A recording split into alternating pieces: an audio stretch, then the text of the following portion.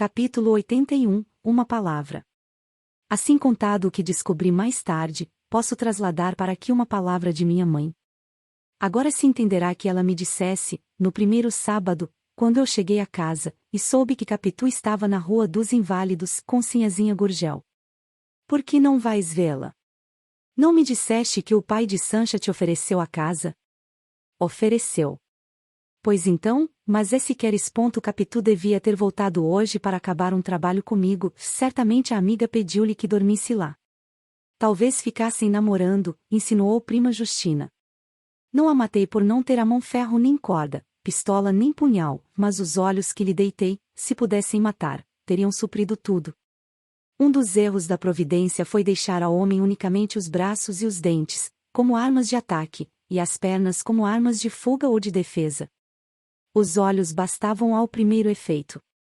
Um mover deles faria parar ou cair um inimigo ou um rival, exerceriam vingança pronta, com este acréscimo que, para desnortear a justiça, os mesmos olhos matadores seriam olhos piedosos, e correriam a chorar a vítima.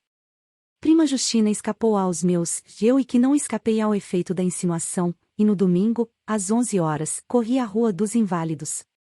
O pai de Sancha recebeu-me em desalinho e triste. A filha estava enferma, caíra na véspera com uma febre, que se ia agravando. Como ele queria muito a filha, pensava já vê-la morta, e anunciou-me que se mataria também. Eis aqui um capítulo fúnebre como um cemitério, mortes, suicídios e assassinatos. Eu ansiava por um raio de luz clara e céu azul. Foi Capitu que os trouxe à porta da sala, vindo dizer ao pai de Sancha que a filha o mandara chamar. Está pior? Perguntou Gurgel assustado. Não, senhor, mas quer falar-lhe. Fique aqui um bocadinho, disse-lhe ele, e voltando-se para mim, e a enfermeira de Sancha, que não quer outra, que eu já volto. Capitu trazia sinais de fadiga e comoção, mas tão depressa me viu, ficou toda outra, a mocinha de sempre, fresca e lepida, não menos que espantada. Custou-lhe a crer que fosse eu. Falou-me, quis que lhe falasse, e efetivamente conversamos por alguns minutos, mas são tão baixo e abafado que nem as paredes ouviram, elas que têm ouvidos. De resto, se elas ouviram algo, nada entenderam, nem elas nem os móveis, que estavam tão tristes como o dono. Capítulo 82, O canapé. Deles, só o canapé pareceu haver compreendido a nossa situação moral, visto que nos ofereceu os serviços da sua palhinha, com tal insistência que os aceitamos e nos sentamos. Data daí a opinião particular que tenho do canapé. Ele faz aliar a intimidade e o decoro, e mostra a casa toda sem sair da sala. 2 homens sentados nele podem debater o destino de um império, e 2 mulheres a graça de um vestido, mas, um homem e uma mulher só por aberração das leis naturais dirão outra coisa que não seja de si mesmos. Foi o que fizemos, Capitu e eu. Vagamente lembra-me que lhe perguntei se a demora ali seria grande. Não sei, a febre parece que cede, mas... Também me lembra, vagamente, que lhe expliquei a minha visita à Rua dos Inválidos, com a pura verdade, isto é, a conselho de minha mãe. Conselho dela? Murmurou Capitu. E acrescentou com os olhos, que brilhavam extraordinariamente. Seremos felizes. Repeti estas palavras, com os simples dedos, apertando-os dela. O canapé, quer visse ou não, continuou a prestar o seu serviço às nossas mãos presas e às nossas cabeças juntas ou quase juntas. Capítulo 83, O retrato. Gurgel tornou à sala e disse a Capitu que a filha chamava por ela. Eu levantei-me depressa e não achei compostura, meti os olhos pelas cadeiras. Ao contrário, Capitu ergueu-se naturalmente e perguntou-lhe se a febre aumentará. Não, disse ele. Nem sobressalto nem nada, nenhum ar de mistério da parte de Capitu, voltou-se para mim, e disse-me que levasse lembranças à minha mãe e à prima Justina, e que até breve, estendeu-me a mão e enfiou pelo corredor. Todas as minhas invejas foram com ela. Como era possível que Capitu se governasse tão facilmente e eu não? Está uma moça, observou Gurgel olhando também para ela. Murmurei que sim. Na verdade, Capitu ia crescendo as carreiras, as formas arredondavam-se e avigoravam-se com grande intensidade, moralmente a mesma coisa. Era mulher por dentro e por fora, mulher à direita e à esquerda, mulher por todos os lados, e desde os pés até a cabeça. Esse alvorecer era mais apressado, agora que eu havia de dias a dias, de cada vez que vinha a casa achava-a mais alta e mais cheia, os olhos pareciam ter outra reflexão, e a boca outro império. Gurgel, voltando-se para a parede da sala, onde pendia um retrato de moça, perguntou-me se Capitu era parecida com o retrato. Um dos costumes da minha vida foi sempre concordar com a opinião provável do meu interlocutor, desde que a matéria não me agrava, aborrece ou impõe. Antes de examinar se efetivamente Capitu era parecida com o retrato, fui respondendo que sim. Então ele disse que era o retrato da mulher dele, e que as pessoas que a conheceram diziam a mesma coisa. Também achava que as feições eram semelhantes, a testa principalmente e os olhos. Quanto ao gênio, pareciam irmãs. Finalmente, até a amizade que ela tem a Sanchinha, a mãe não era mais amiga dela. Na vida há dessas semelhanças assim esquisitas. Capítulo 84, chamado. No saguão e na rua, examinei ainda comigo se efetivamente ele teria desconfiado alguma coisa, mas achei que não e pus-me a andar. Ia satisfeito com a visita, com a alegria de Capitu, com os louvores de Gurgel, a tal ponto que não acudi logo a uma voz que me chamava. Senhor Bentinho. Senhor Bentinho. Só depois que a voz cresceu e o dono dela chegou à porta é que eu parei e vi o que era e onde estava. Estava já na rua de Matacavalos. A casa era uma loja de louça, escassa e pobre, tinha as portas meio cerradas, e a pessoa que me chamava era um pobre homem grisalho e mal vestido. Senhor Bentinho, disse-me ele chorando, sabe que meu filho Manduca morreu? Morreu? Morreu há meia hora, e enterra-se amanhã. Mandei recado à sua mãe agora mesmo, e ela fez-me a caridade de mandar algumas flores para botar no caixão. Meu pobre filho. Tinha de morrer, e foi bom que morresse, coitado, mas apesar de tudo sempre dói. Que vida que ele teve! Um dia destes ainda se lembrou do Senhor, e perguntou se estava no seminário. Quer vê-lo? Entre, ande vê-lo. Custa-me dizer isto, mas antes peque por excessivo que por diminuto. Quis responder que não queria ver o Manduca, e fiz até um gesto para fugir. Não era medo, noutra ocasião pode ser até que entrasse com facilidade e curiosidade, mas agora ia tão contente. Ver um defunto ao voltar de uma namorada. Há coisas que se não ajustam nem combinam. A simples notícia era já uma turvação grande. As minhas ideias de ouro perderam toda a cor e o metal para se trocarem em cinza escura e feia, e não distingui mais nada. Penso que cheguei a dizer que tinha pressa, mas provavelmente não falei por palavras claras, nem sequer humanas, porque ele, encostado ao portal, abria-me espaço com o gesto, e eu, sem alma para entrar nem fugir, deixei ao corpo fazer o que pudesse, e o corpo acabou entrando. Não culpo ao homem, para ele, a coisa mais importante do momento era o filho. Mas também não me culpem a mim, para mim, a coisa mais importante era Capitu. O mal foi que os dois casos se conjugassem na mesma tarde, e que a morte de um viesse meter o nariz na vida do outro. Eis o mal todo. Se eu passasse antes ou depois, ou se o Manduca esperasse algumas horas para morrer, nenhuma nota aborrecida viria interromper as melodias da minha alma. Por que morrer exatamente à meia hora? Toda hora é apropriada ao óbito, morre-se muito bem às 6 ou 7 horas da tarde. Capítulo 85, o defunto. Tal foi o sentimento confuso com que entrei na loja de louça. A loja era escura, e o interior da casa menos luz tinha, agora que as janelas da área estavam cerradas. A um canto da sala de jantar vi a mãe chorando, à porta da alcova duas crianças olhavam espantadas para dentro, com o dedo na boca. O cadáver jazia na cama, já cama. Suspendamos a pena e vamos à janela espairecer a memória. Realmente, o quadro era feio, já pela morte, já pelo defunto, que era horrível. Isto aqui, sim, é outra coisa. Tudo o que vejo lá fora respira vida, a cabra que rumina ao pé de uma carroça, a galinha que marisca no chão da rua, o trem da estrada central que bufa, assobia, fumega e passa, a palmeira que investe para o céu, e finalmente aquela torre de igreja, apesar de não ter músculos nem folhagem. Um rapaz, que ali no beco empina um papagaio de papel, não morreu nem morre, posto também se chame Manduca. Verdade é que o outro Manduca era mais velho. Teria 18 ou 19 anos, mas tanto lhe daria as 15 como 22, a cara não permitia trazer a idade à vista, antes a escondia nas dobras da. Vá, diga-se tudo, já é morto, os seus parentes são mortos, se existe algum não é em tal evidência que se veste ou doa. Diga-se tudo, Manduca padecia de uma cruel enfermidade, nada menos que a lepra. Vivo era feio, morto pareceu-me horrível. Quando eu vi, estendido na cama, o triste corpo daquele meu vizinho, fiquei apavorado e desviei os olhos. Não sei que mão oculta me compeliu a olhar outra vez, ainda que de fugida, cedi, olhei, tornei a olhar, até que recuei de todo e saí do quarto. Padeceu muito. Suspirou o pai. Coitado de Manduca.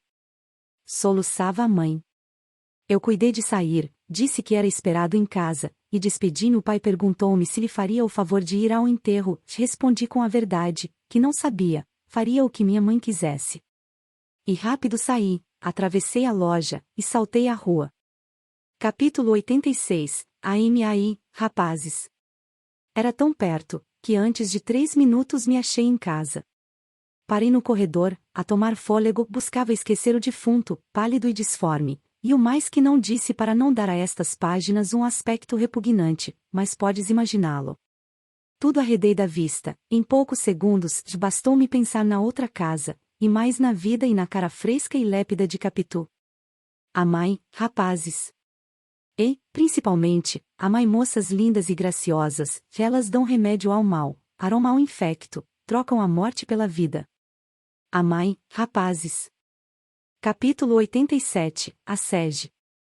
Chegará ao último degrau, e uma ideia me entrou no cérebro, como se estivesse a esperar por mim, entre as grades da cancela.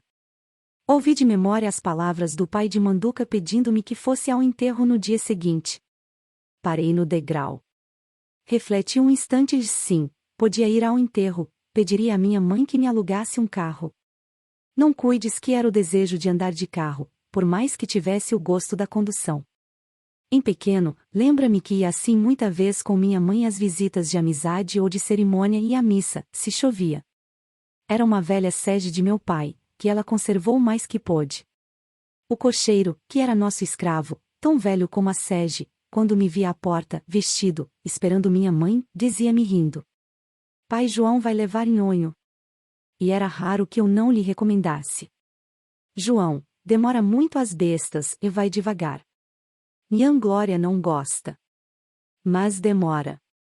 Fica entendido que era para saborear a sege, não pela vaidade, porque ela não permitia ver as pessoas que iam dentro. Era uma velha sege obsoleta, de 2 rodas, estreita e curta, com 2 cortinas de couro na frente, que corriam para os lados quando era preciso entrar ou sair. Cada cortina tinha um óculo de vidro, por onde eu gostava de espiar para fora. Senta, Bentinho. Deixa espiar, mamãe. E em pé, quando era mais pequeno, metia a cara no vidro, e via o cocheiro com as suas grandes botas, escanchado na mula da esquerda, e segurando a rédea da outra, na mão levava o chicote grosso e comprido. Tudo incômodo, as botas, o chicote e as mulas, mas ele gostava e eu também. Dos lados via passar as casas, lojas ou não, abertas ou fechadas, com gente ou sem ela, e na rua as pessoas que iam e vinham, ou atravessavam diante da sege, com grandes pernadas ou passos miúdos. Quando havia impedimento de gente ou de animais, a sege parava, e então o espetáculo era particularmente interessante. As pessoas paradas na calçada ou à porta das casas, olhavam para a sege e falavam entre si, naturalmente sobre quem iria dentro. Quando fui crescendo em idade, imaginei que adivinhavam e diziam: é aquela senhora da rua de Mata-Cavalos, que tem um filho, Bentinho. A sege ia tanto com a vida recondita de minha mãe, que quando já não havia nenhuma outra, continuamos a andar nela, e era conhecida na rua e no bairro pela sege antiga. Afinal minha mãe consentiu em deixá-la, sem a vender logo, só abriu mão dela porque as despesas de cocheira a obrigaram a isso. A razão de aguardar inútil foi exclusivamente sentimental, era a lembrança do marido. Tudo o que vinha de meu pai era conservado como um pedaço dele, um resto da pessoa, a mesma alma integral e pura. Mas o uso, esse era filho também do carrancismo que ela confessava aos amigos. Minha mãe exprimia bem a fidelidade aos velhos hábitos, velhas maneiras, velhas ideias, velhas modas. Tinha o seu museu de relíquias, pentes desusados, um trecho de mantilha, umas moedas de cobre datadas de 1824 e 1825, e, para que tudo fosse antigo, a si mesma se queria fazer velha, mas já deixei dito que, neste ponto, não alcançava tudo o que queria. Capítulo 88 – Um pretexto honesto. Não, a ideia de ir ao enterro não vinha da lembrança do carro e suas doçuras. A origem era outra, era porque, acompanhando o enterro no dia seguinte, não iria ao seminário, e podia fazer outra visita a Capitu, um tanto mais demorada. Bis aí o que era. A lembrança do carro podia vir acessoriamente depois, mas a principal e imediata foi aquela. Voltaria à Rua dos Inválidos, a pretexto de saber de Sinhazinha Gurgel. Contava que tudo me saísse como naquele dia. Gurgel aflito, Capitu comigo no canapé, as mãos presas, o penteado. Vou pedir à mamãe. Abri a cancela. Antes de transpô-la, assim como ouvirá da memória a palavra do pai do morto, ouvi agora da mãe, e repeti a meia voz. Coitado de Manduca. Capítulo 89 – A reclusa. Minha mãe ficou perplexa quando lhe pedi para ir ao enterro. Perder um dia de seminário. Fiz-lhe notar a amizade que o Manduca me tinha, e depois era gente pobre. Tudo o que me lembrou dizer, disse. Prima Justina opinou pela negativa. Você acha que não deve ir? Perguntou-lhe minha mãe. Acho que não. Que amizade é essa que eu nunca vi? Prima Justina venceu. Quando referi o caso ao agregado, este só o riu, e disse-me que o motivo escondido da prima era provavelmente não dar ao enterro o lustre da minha pessoa. Fosse o que fosse, fiquei amuado, no dia seguinte, pensando no motivo, não me desagradou, mais tarde achei-lhe um sabor particular. Capítulo 90 – A polêmica. No dia seguinte, passei pela casa do defunto, sem entrar nem parar, ou, se parei, foi só um instante, ainda mais breve que este em que vou-lo digo. Se me não engano, andei até mais depressa, receando que me chamassem como na véspera. Uma vez que não ia ao enterro antes longe que próximo. Fui andando e pensando no pobre diabo. Não éramos amigos, nem nos conhecíamos de muito. Intimidade, que intimidade podia haver entre a doença dele e a minha saúde? Tivemos relações breves e distantes. Fui pensando nelas, recordando algumas. Reduziam-se todas a uma polêmica, entre nós, 2 anos antes, a propósito. Mal podeis crer a que propósito foi. Foi a Guerra da Crimeia. Manduca vivia no interior da casa, deitado na cama, lendo por desfastio. Ao domingo, sobre a tarde, o pai enfiava-lhe uma camisola escura, e trazia-o para o fundo da loja, donde ele espiava um palmo da rua e a gente que passava. Era todo o seu recreio. Foi ali que o vi uma vez, e não fiquei pouco espantado, a doença ia-lhe comendo parte das carnes, os dedos queriam apertar-se, o aspecto não atraía de certo. Tinha eu de 13 para 14 anos. Da segunda vez que o vi ali, como falássemos da Guerra da Crimeia, que então ardia e andava nos jornais, Manduca disse que os aliados haviam de vencer, e eu respondi que não. Pois veremos, tornou ele, ponto, só se a justiça não vencer neste mundo, o que é impossível, e a justiça está com os aliados. Não, senhor, a razão é dos russos. Naturalmente, íamos com o que nos diziam os jornais da cidade transcrevendo os de fora, mas pode ser também que cada um de nós tivesse a opinião do seu temperamento. Fui sempre um tanto moscovita nas minhas ideias. Defendi o direito da Rússia, Manduca fez o mesmo ao dos aliados, e o terceiro domingo em que entrei na loja tocamos outra vez no assunto.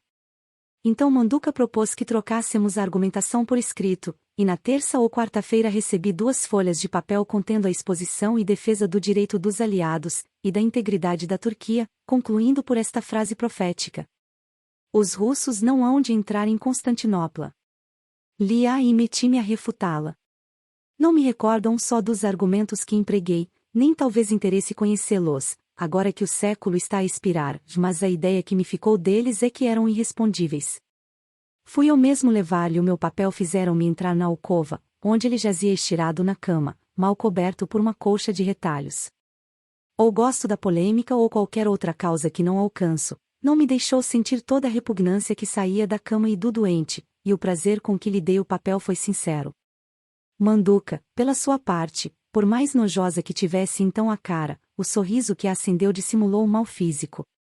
A convicção com que me recebeu o papel e disse que ia ler e responderia é que não tem palavras nossas nem alheias que a digam de todo e com verdade, não era exaltada, não era ruidosa, não tinha gestos, nem a moléstia os permitiria, era simples, grande, profunda, um gozo infinito de vitória, antes de saber os meus argumentos. Tinha já papel, pena e tinta ao pé da cama. Dias depois recebi a réplica, não me lembra se trazia coisas novas ou não, o calor é que crescia, e o final era o mesmo. Os russos não hão de entrar em Constantinopla. Trepliquei, e daí continuou por algum tempo uma polêmica ardente, em que nenhum de nós cedia, defendendo cada um os seus clientes com força e brio. Manduca era mais longo e pronto que eu.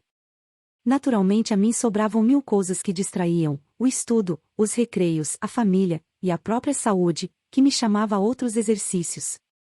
Manduca, salvo o palmo de rua ao domingo de tarde, tinha só esta guerra, assunto da cidade e do mundo, mas que ninguém ia tratar com ele. O acaso dera-lhe em mim um adversário, de ele, que tinha gosto à escrita, deitou-se ao debate, como a um remédio novo e radical. As horas tristes e compridas eram agora breves e alegres, os olhos desaprenderam de chorar, se porventura choravam antes. Senti esta mudança dele nas próprias maneiras do pai e da mãe. Não imagina como ele anda agora, depois que o senhor lhe escreve aqueles papéis, dizia-me o dono da loja, uma vez, à porta da rua. Fala e ri muito. Logo que eu mando o caixeiro levar-lhe os papéis dele, entra a indagar da resposta, e se demorará muito, e que pergunte ao moleque, quando passar. Enquanto espera, relê jornais e toma notas. Mas também, apenas recebe os seus papéis, atira-se a lê-los, e começa logo a escrever a resposta. Há ocasiões em que não come ou come mal, tanto que eu queria pedir-lhe uma coisa, é que não os mande à hora do almoço ou de jantar. Fui eu que cansei primeiro. Comecei a demorar as respostas, até que não dei mais nenhuma, ele ainda teimou 2 ou 3 vezes depois do meu silêncio, mas não recebendo contestação alguma, por fadiga também ou por não aborrecer, acabou de todo com as suas apologias. A última como a primeira, como todas, afirmava a mesma predição eterna. Os russos não hão de entrar em Constantinopla. Não entraram, efetivamente, nem então, nem depois, nem até agora. Mas a predição será eterna? Não chegarão a entrar algum dia? Problema difícil. O próprio Manduca, para entrar na sepultura, gastou 3 anos de dissolução, tão certo é que a natureza, como a história, não se faz brincando.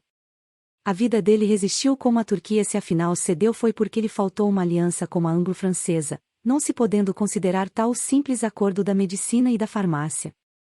Morreu afinal, como os estados morrem, gerre nosso caso particular, a questão é saber, não se a Turquia morre porque a morte não poupa a ninguém, mas se os russos entrará algum dia em Constantinopla, essa era a questão para o meu vizinho leproso, debaixo da triste, rota e infecta colcha de retalhos. Capítulo 91 – Achado que consola. É claro que as reflexões que aí deixo não foram feitas então, a caminho do seminário, mas agora no gabinete do Engenho Novo então não fiz propriamente nenhuma, a não ser esta, que servi de alívio um dia ao meu vizinho Manduca. Hoje pensando melhor, acho que não só servi de alívio, mas até lhe dei felicidade. E o achado consola-me, já agora não esquecerei mais que dei 2 ou 3 meses de felicidade a um pobre diabo, fazendo-lhe esquecer o mal e o resto. É alguma coisa na liquidação da minha vida. Se há no outro mundo tal ou qual prêmio para as virtudes sem intenção, esta pagará 1 ou 2 dos meus muitos pecados.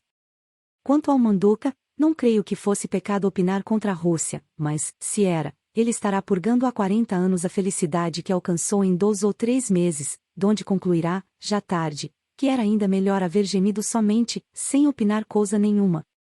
Capítulo 92 – O diabo não é tão feio como se pinta. Manduca enterrou-se sem mim. A muitos outros aconteceu a mesma coisa, sem que eu sentisse nada, mas este caso afligiu-me particularmente pela razão já dita. Também senti não sei que melancolia ao recordar a primeira polêmica da vida, o gosto com que ele recebia os meus papéis e se propunha refutá-los, não contando o gosto do carro. Mas o tempo apagou depressa todas essas saudades e ressurreições. Nem foi só ele, 2 pessoas vieram ajudá-lo, Capitu, cuja imagem dormiu comigo na mesma noite, e outra que direi no capítulo que vem. O resto deste capítulo é só para pedir que, se alguém tiver de ler o meu livro com alguma atenção mais da que lhe exigir o preço do exemplar, não deixe de concluir que o diabo não é tão feio como se pinta. Quero dizer que o meu vizinho de mata-cavalos, temperando o mal com a opinião antirrussa, dava à podridão das suas carnes um reflexo espiritual que as consolava. A consolação maiores, de certo, e uma das mais excelentes é não padecer esse nem outro mal algumas. A natureza é tão divina que se diverte com tais contrastes, e aos mais nojentos ou mais aflitos acena com uma flor. E talvez saia assim a flor mais bela. O meu jardineiro afirma que as violetas, para terem um cheiro superior, um mister de estrume de porco. Não examinei, mas deve ser verdade. Capítulo 93, Um amigo por um defunto. Quanto à outra pessoa que teve a força obliterativa, foi o meu colega Escobar que no domingo, antes do meio-dia, veio ter a mata-cavalos. Um amigo supria assim um defunto, e tal amigo que durante cerca de 5 minutos esteve com a minha mão entre as suas, como se me não visse desde longos meses. Você janta comigo, Escobar? Vim para isto mesmo. Minha mãe agradeceu-lhe a amizade que me tinha, e ele respondeu com muita polidez, ainda que um tanto atado, como se carecesse de palavra pronta. Já viste que não era assim, a palavra obedecia-lhe, mas o homem não é sempre o mesmo em todos os instantes. O que ele disse, em resumo, foi que me estimava pelas minhas boas qualidades e aprimorada educação. No seminário todos me queriam bem, nem podia deixar de ser assim, acrescentou. Insistia na educação, nos bons exemplos, na doce e rara mãe que o céu me deu. Tudo isso com a voz engasgada e trêmula. Todos ficaram gostando dele. Eu estava tão contente como se Escobar fosse invenção minha. José Dias desfechou-lhe 2 superlativos, tio Cosme 2 capotes, e prima Justina não achou taxa que lhe pôr. Depois, sim, no segundo ou terceiro domingo, veio ela confessar-nos que o meu amigo Escobar era um tanto metidiço e tinha uns olhos policiais a que não escapava nada. São os olhos dele, expliquei. Nem eu digo que sejam de outro. São olhos refletidos, opinou tio Cosme. Seguramente, acudiu José Dias, de entretanto, pode ser que a senhora de Justina tenha alguma razão. A verdade é que uma coisa não impede outra, e a reflexão casa-se muito bem à curiosidade natura. Parece curioso, isso parece, mas...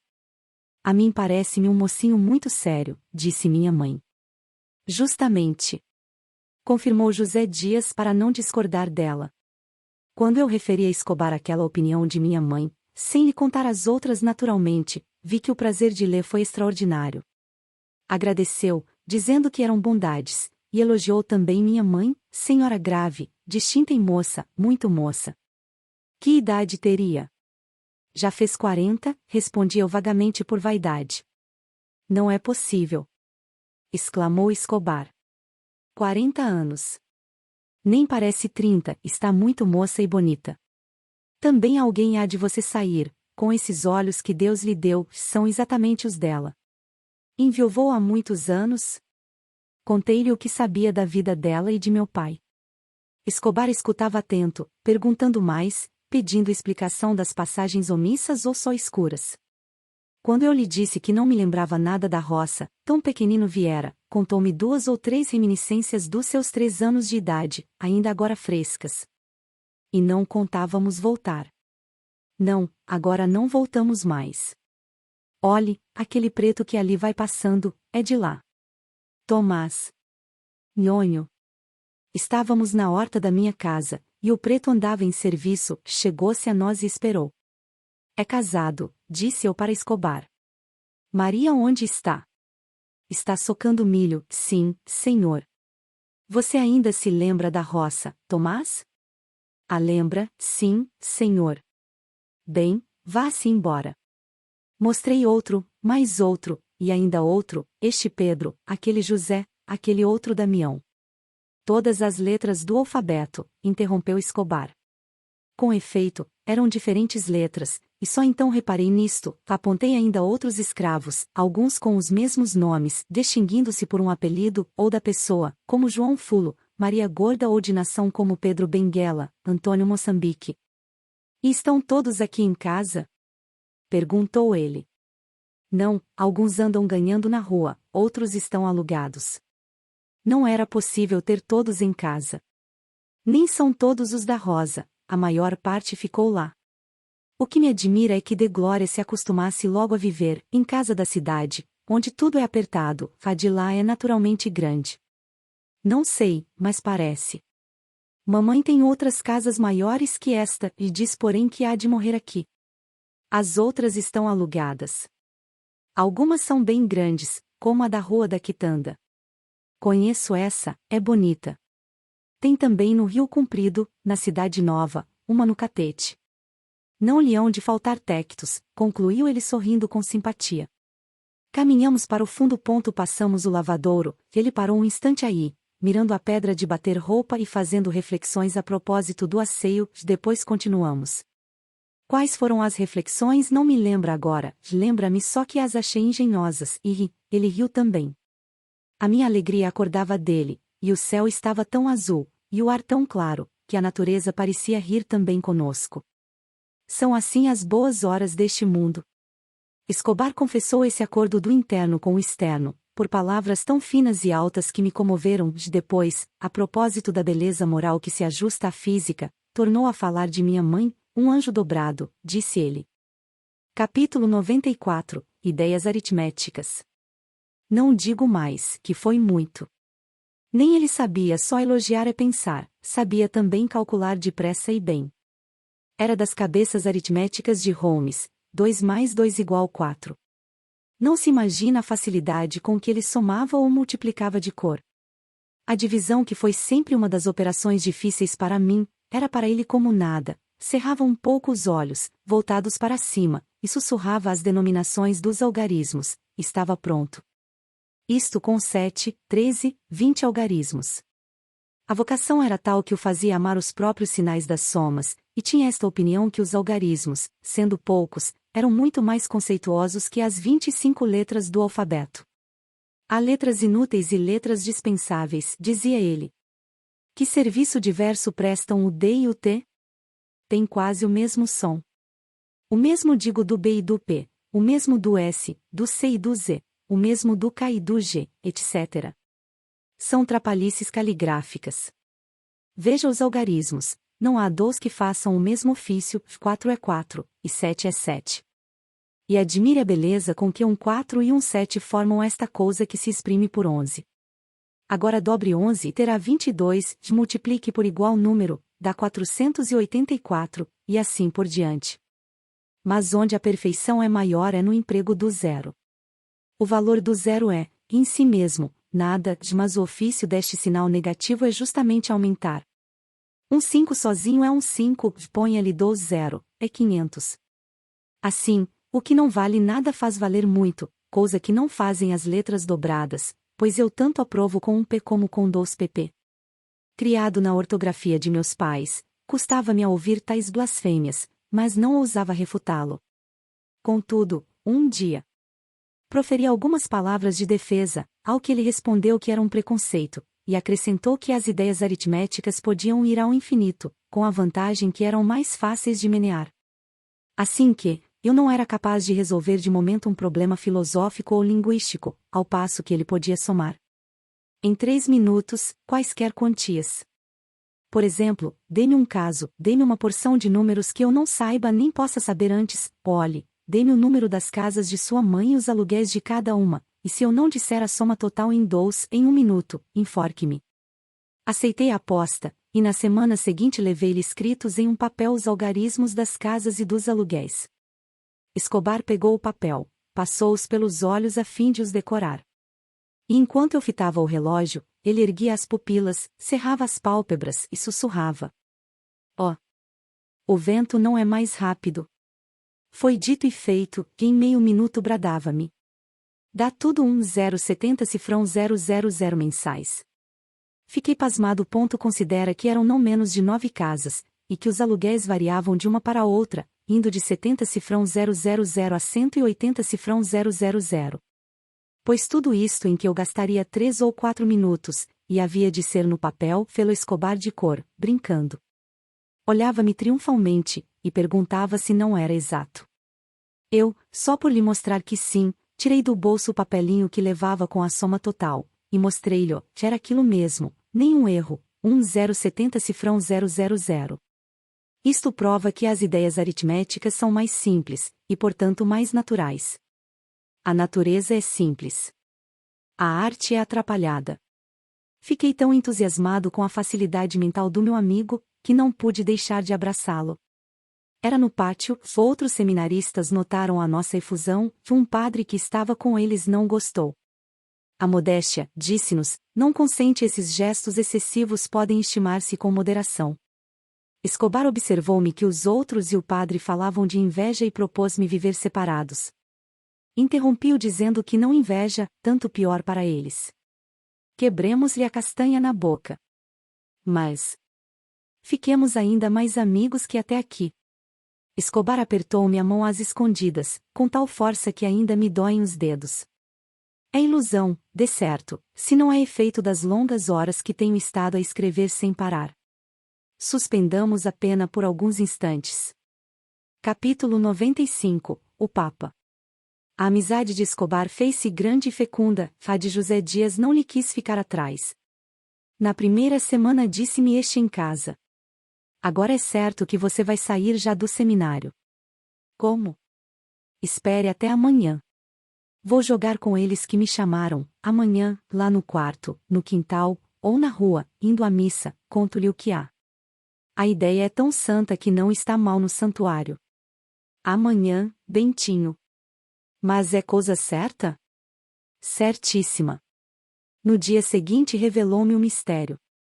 Ao primeiro aspecto confesso que fiquei deslumbrado. Trazia uma nota de grandeza e de espiritualidade que falava aos meus olhos de seminarista. Era não menos que isto. Minha mãe, ao parecer dele, estava arrependida do que fizera, e desejaria ver-me cá fora, mas entendia que o vínculo moral da promessa a prendia indissoluvelmente. Cumpria rompê-lo, e para tanto valia a Escritura, com o poder de desligar dado aos apóstolos. Assim que, ele e eu iríamos a Roma pedir a absolvição do Papa. Que me parecia? Parece-me bem, respondi depois de alguns segundos de reflexão. Pode ser um bom remédio. É o único, Bentinho é o único. Vou já hoje conversar com o de Glória, expondo-lhe tudo, e podemos partir daqui a 2 meses ou antes. Melhor é falar domingo que vem, deixe-me pensar primeiro. Ó. Bentinho, interrompeu o agregado. Pensar em quê? Você o que quer? Digo. Não se amofina com o seu velho. Você o que quer é consultar a uma pessoa. Rigorosamente, eram 2 pessoas, Capitu e Escobar, mas eu neguei a pés juntos que quisesse consultar ninguém. E que pessoa, o reitor? Não era natural que lhe confiasse tal assunto. Não, nem reitor, nem professor, nem ninguém, já era só o tempo de refletir, uma semana, no domingo daria a resposta, e desde já lhe dizia que a ideia não me parecia má. Não? Não. Pois resolvamos hoje mesmo. Não se vai a Roma brincando. Quem tem boca vai a Roma, e boca no nosso caso é a moeda. Ora, você pode muito bem gastar consigo. Comigo, não, de um par de calças, 3 camisas e o pão diário, não preciso mais. Serei como S. Paulo, que vivia do ofício enquanto ia pregando a palavra divina. Pois eu vou, não pregá-la, mas buscá-la. Levaremos cartas do internúncio e do bispo, cartas para o nosso ministro, cartas de capuchinhos. Bem sei a objeção que se pode opor a esta ideia, dirão que é dado pedir a dispensa cá de longe, mas, além do mais que não digo, basta refletir que é muito mais solene e bonito ver entrar no Vaticano, e prostrar-se aos pés do Papa o próprio objeto do favor, o levita prometido, que vai pedir para sua mãe terníssima e docíssima dispensa de Deus. Considere o quadro, você beijando o pé ao príncipe dos apóstolos, sua santidade, com um sorriso evangélico, inclina-se, interroga, ouve, absolve e abençoa.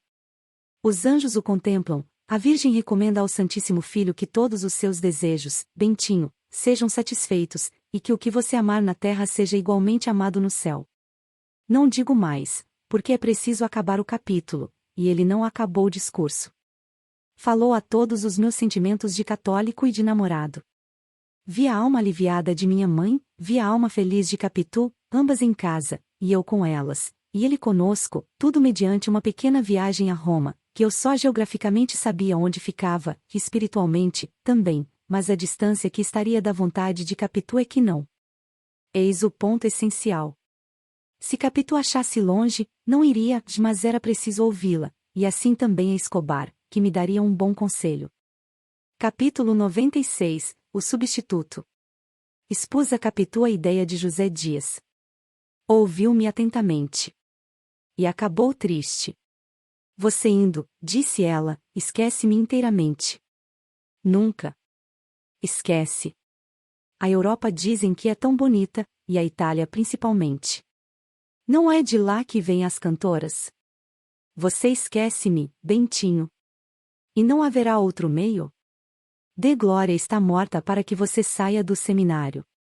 Sim, mas julga-se presa pela promessa. Capitu não achava outra ideia, nem acabava de adotar esta. De caminho, pediu-me que, se acaso fosse a Roma, jurasse que no fim de 6 meses estaria de volta. Juro. Por Deus? Por Deus, por tudo juro que no fim de 6 meses estarei de volta. Mas se o Papa não tiver ainda soltado a você? Mando dizer isso mesmo. E se você mentir? Esta palavra doeu-me muito, e não achei logo que lhe replicasse. Capitu meteu o negócio à bulha, rindo e chamando-me disfarçado depois, declarou crer que eu cumpriria o juramento, mas ainda assim não consentiu logo, que ia ver se não haveria outra coisa. E eu que visse também por meu lado. Quando voltei ao seminário, contei tudo ao meu amigo Escobar, que me ouviu com igual atenção e acabou com a mesma tristeza da outra. Os olhos, de costume fugidios, quase me comeram de contemplação. De repente, vi-lhe no rosto um clarão, um reflexo de ideia e ouvi-lhe dizer com volubilidade: Não, Bentinho, não é preciso isso. A melhor, não dizia melhor, porque o Santo Padre vale sempre mais que tudo, mas a coisa que produz o mesmo efeito. Que é? Sua mãe fez promessa a Deus de lhe dar um sacerdote, não é? Pois bem, dê-lhe um sacerdote, que não seja você. Ela pode muito bem tomar a si algum mocinho órfão, fazê-lo ordenar à sua custa, está dado um padre ao altar, sem que você. Entendo, é isso mesmo. Não acha? Continuou ele. Consulte sobre isto o protonotário, ele lhe dirá se não é a mesma coisa, ou eu mesmo consulto, se quer, e se ele hesitar, fala-se ao senhor bispo. Eu, refletindo. Sim, parece que é isso, realmente, a promessa cumpre-se, não se perdendo o padre. Escobar observou que, pelo lado econômico, a questão era fácil. Minha mãe gastaria o mesmo que comigo, e um órfão não precisaria grandes comodidades. Citou a soma dos aluguéis das casas. 1,070 cifrão 000, além dos escravos. Não há outra coisa, disse eu. E saímos juntos. Você também? Também eu.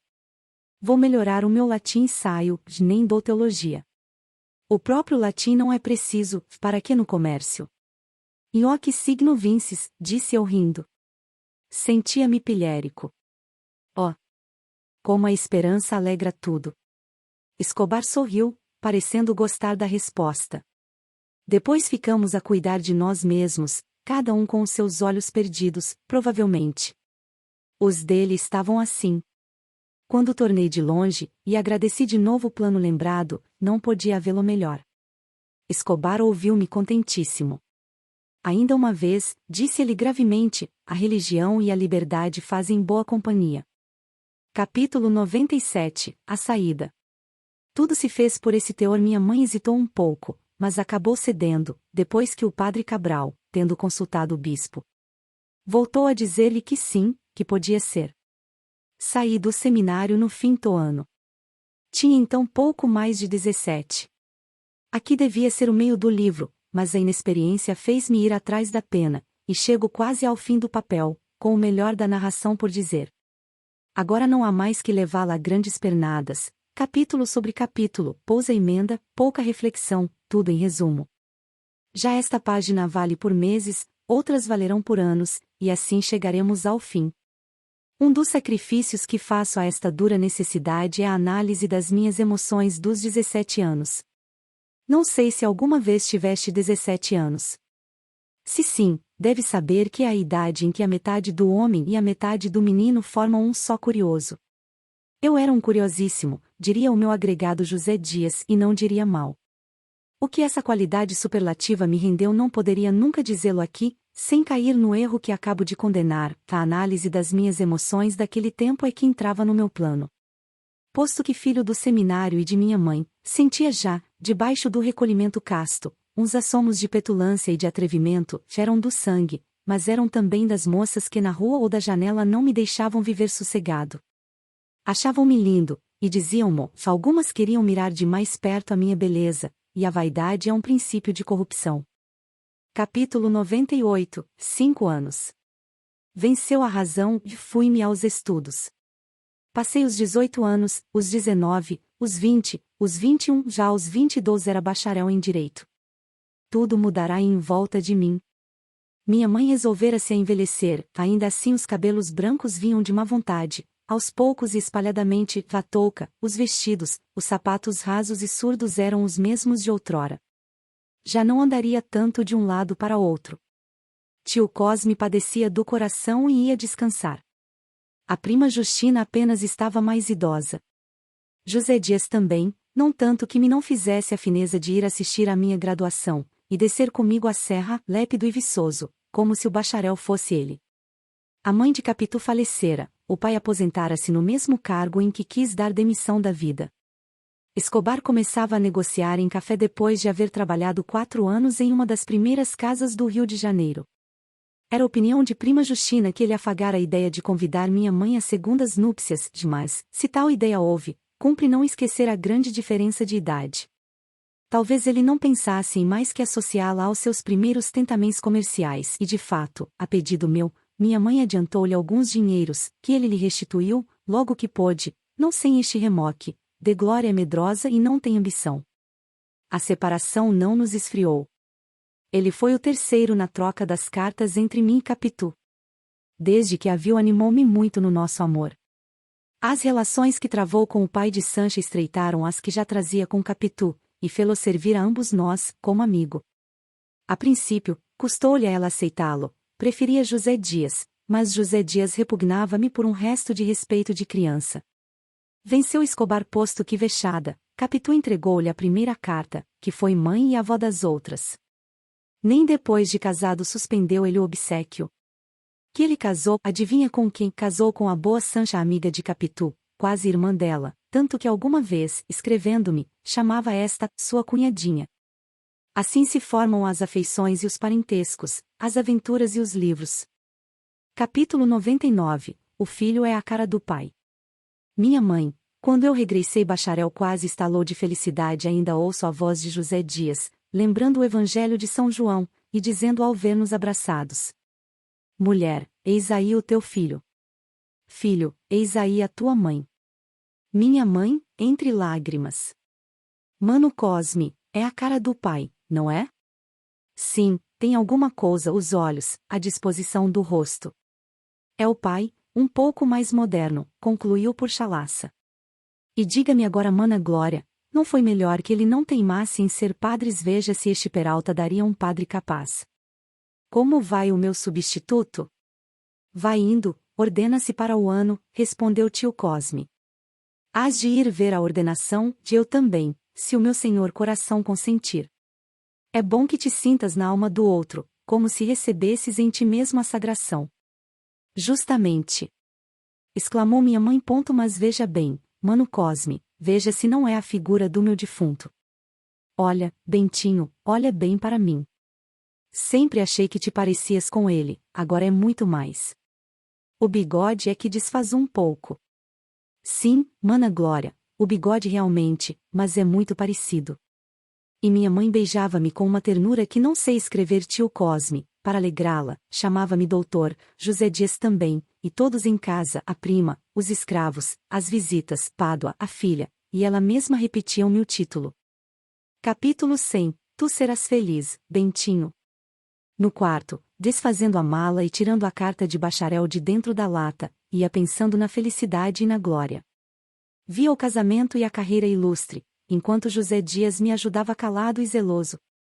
Uma fada invisível desceu ali, e me disse em voz igualmente macia e cálida: tu serás feliz, Bentinho, tu vais ser feliz.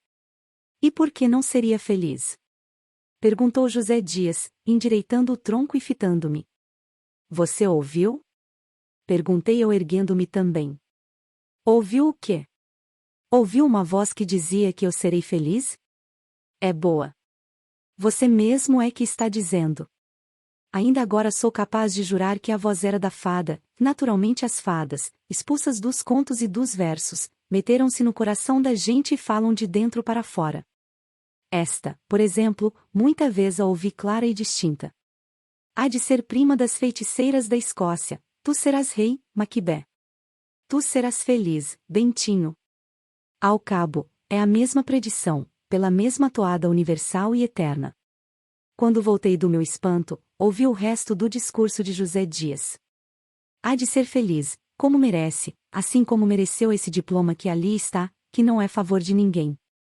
A distinção que tirou em todas as matérias é prova disso. Já lhe contei que ouvi da boca dos Lentes, em particular, os maiores elogios. Demais, a felicidade não é só a glória, é também outra coisa. Ah! Você não confiou tudo ao velho José Dias. O pobre José Dias está aí para um canto, é caju chupado, não vale nada, agora são os novos, os Escobares. Não lhe nego que é moço muito distinto, e trabalhador, e marido de truz, mas, enfim, velho também sabe amar. Mas que é? Que há de ser? Quem é que não sabe tudo?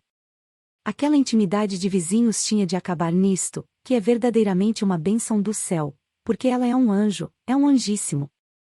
Perdoe a cincada, Bentinho, foi um modo de acentuar a perfeição daquela moça. Cuidei o contrário, outrora, confundi os modos de criança com expressões de caráter, e não vi que essa menina travessa e já de olhos pensativos era a flor caprichosa de um fruto sadio e doce. Por que é que não me contou também o que outros sabem, e cá em casa está mais que adivinhado e aprovado? Mamãe aprova deveras? Pois então? Temos falado sobre isso, e ela fez-me o favor de pedir a minha opinião. Pergunte-lhe o que é que eu lhe disse em termos claros e positivos, pergunte-lhe. Disse-lhe que não podia desejar melhor nora para si, boa, discreta, prendada, amiga da gente, e uma dona de casa, que não lhe digo nada. Depois da morte da mãe, tomou conta de tudo. Pádua, agora que se aposentou, não faz mais que receber o ordenado e entregá-lo à filha. A filha é que distribui o dinheiro, paga as contas, faz o rol das despesas, cuida de tudo, mantimento, roupa, luz, você já a viu o ano passado. E quanto à formosura você sabe melhor que ninguém. Mas, deveras, mamãe consultou o senhor sobre o nosso casamento? Positivamente, não me fez-me o favor de perguntar se Capitu não daria uma boa esposa, que eu é que, na resposta, falei em nora. De Glória não negou e até deu um ar de riso. Mamãe sempre que me escrevia, falava de Capitu. Você sabe que elas se dão muito, e por isso é que sua prima anda cada vez mais amuada. Talvez agora queise mais depressa. Prima Justina? Não sabe. São contos, naturalmente, mas enfim, o doutor João da Costa enviuvou há poucos meses e dizem, não sei, o protonotário é que me contou, dizem que os dois andam meio inclinados a acabar com a viuvez entre si, casando-se. Há de ver que não há nada, mas não é fora de propósito, contanto ela sempre achasse que o doutor era um feixe de ossos. Só se ela é um cemitério, comentou rindo, e logo sério, digo isto por gracejo. Não ouvi o resto. Ouvia só a voz da minha fada interior, que me repetia mas já então sem palavras, tu serás feliz, Bentinho. E a voz de Capitu me disse a mesma coisa, com termos diversos, e assim também a de Escobar, os quais ambos me confirmaram a notícia de José Dias pela sua própria impressão. Enfim, minha mãe, algumas semanas depois, quando lhe fui pedir licença para casar, além do consentimento, deu-me igual profecia, salva a redação própria de mãe, tu serás feliz, meu filho. Capítulo 101, no céu. Pois sejamos felizes de uma vez, antes que o leitor pegue em si, morto de esperar, e vá espairecer a outra parte, e casemo-nos. Foi em 1865, uma tarde de março, por sinal que chovia. Quando chegamos ao alto da Tijuca, onde era o nosso ninho de noivos, o céu recolheu a chuva e acendeu as estrelas, não só as já conhecidas, mas ainda as que só serão descobertas daqui a muitos séculos. Foi grande fineza e não foi única. São Pedro, que tem as chaves do céu, abriu-nos as portas dele, fez-nos entrar, e depois de tocar-nos com o báculo, recitou alguns versículos da sua primeira epístola: as mulheres sejam sujeitas a seus maridos. Não seja o adorno delas o enfeite dos cabelos riçados ou as rendas de ouro, mas o homem que está escondido no coração. Do mesmo modo, vós, maridos, coabitai com elas, tratando-as com honra, como a vasos mais fracos, e herdeiras convosco da graça da vida. Em seguida, fez sinal aos anjos, e eles entoaram um trecho do cântico, tão concertadamente, que desmentiriam a hipótese do tenor italiano, se a execução fosse na terra, mas era no céu. A música ia com o texto, como se houvessem nascido juntos, à maneira de uma ópera de Wagner. Depois, visitamos uma parte daquele lugar infinito. Descansa que não farei descrição alguma, nem a língua humana possui formas idôneas para tanto. Ao cabo, pode ser que tudo fosse um sonho, nada mais natural a um ex-seminarista que ouvir por toda a parte latim e escritura. A verdade é que Capitu, que não sabia escritura nem latim, decorou algumas palavras, como estas, por exemplo: sentei-me à sombra daquele que tanto havia desejado. Quanto às de São Pedro, disse-me no dia seguinte que estava por tudo, que eu era a única renda e o único enfeite que jamais poria em si. Ao que eu repliquei que a minha esposa teria sempre as mais finas rendas deste mundo. Capítulo 102, de casada. Imagina um relógio que só tivesse pêndulo, sem mostrador, de maneira que não se vissem as horas escritas. O pêndulo iria de um lado para outro, mas nenhum sinal externo mostraria a marcha do tempo. Tal foi aquela semana da Tijuca. De quando em quando tornávamos ao passado e divertíamo-nos em relembrar as nossas tristezas e calamidades, mas isso mesmo era um modo de não sairmos de nós. Assim vivemos novamente a nossa longa espera de namorados, os anos da adolescência, a denúncia que está nos primeiros capítulos, e ríamos de José Dias que conspirou a nossa desunião, e acabou festejando o nosso consórcio. Uma ou outra vez, falávamos em descer, mas as manhãs marcadas eram sempre de chuva ou de sol, e nós esperávamos um dia encoberto, que teimava em não vir. Não obstante, achei que Capitu estava um tanto impaciente por descer. Concordava em ficar, mas ia falando do pai e de minha mãe, da falta de notícias nossas, disto e daquilo, a ponto que nos arrufamos um pouco. Perguntei-lhe se já estava aborrecida de mim. Eu? Parece. Você há de ser sempre criança, disse ela fechando-me a cara entre as mãos e chegando muito os olhos aos meus. Então eu esperei tantos anos para aborrecer-me em 7 dias? Não, Bentinho, digo isto porque é realmente assim. Creio que eles podem estar desejosos de ver-nos imaginar alguma doença, e confesso, pela minha parte, que queria ver papai. Pois vamos amanhã. Não, já há de ser com o tempo encoberto, redarguiu rindo. Peguei-lhe no riso e na palavra, mas a impaciência continuou, e descemos com o sol. A alegria com que pôs o seu chapéu de casada, e o ar de casada com que me deu a mão para entrar e sair do carro, e o braço para andar na rua, tudo me mostrou que a causa da impaciência de Capitu eram os sinais exteriores do novo estado. Não lhe bastava ser casada entre 4 paredes e algumas árvores, precisava do resto do mundo também. E quando eu me vi embaixo, pisando as ruas com ela, parando, olhando, falando, senti a mesma coisa. Inventava passeios para que me vissem, me confirmassem e me invejassem. Na rua, muitos voltavam a cabeça curiosos, outros paravam, alguns perguntavam: quem são? E um sabido explicava: este é o doutor Santiago, que casou há dias com aquela moça, de Capitolina, depois de uma longa paixão de crianças, moram na glória, as famílias residem em Matacavalos. E ambos os dous, há uma mocetona. Capítulo 103, a felicidade tem boa alma. Mocetona é vulgar, José Dias achou melhor. Foi a única pessoa cá de baixo que nos visitou na Tijuca, levando abraços dos nossos e palavras suas, mas palavras que eram músicas verdadeiras, não as ponho aqui para ir poupando papel, mas foram deliciosas. Um dia. Comparou-nos a aves criadas em 2 vãos de telhados contíguos. Imagina o resto, as aves emplumando as asas e subindo ao céu, e o céu agora mais largo para poder contê-las também. Nenhum de nós riu, ambos escutávamos comovidos e convencidos, esquecendo tudo, desde a tarde de 1858. A felicidade tem boa alça. Capítulo 104 – As Pirâmides. José Dias dividia-se agora entre mim e minha mãe, alternando os jantares da glória com os almoços de mata-cavalos. Tudo corria bem. Ao fim de 2 anos de casado, salvo o desgosto grande de não ter um filho, tudo corria bem. Perderá meu sogro, é verdade, e o tio Cosme estava por pouco, mas a saúde de minha mãe era boa, a nossa excelente. Eu era advogado de algumas casas ricas, e os processos vinham chegando. Escobar contribuíra muito para as minhas estreias no foro. Interveio com um advogado célebre para que me admitisse à sua banca, e arranjou-me algumas procurações, tudo espontaneamente.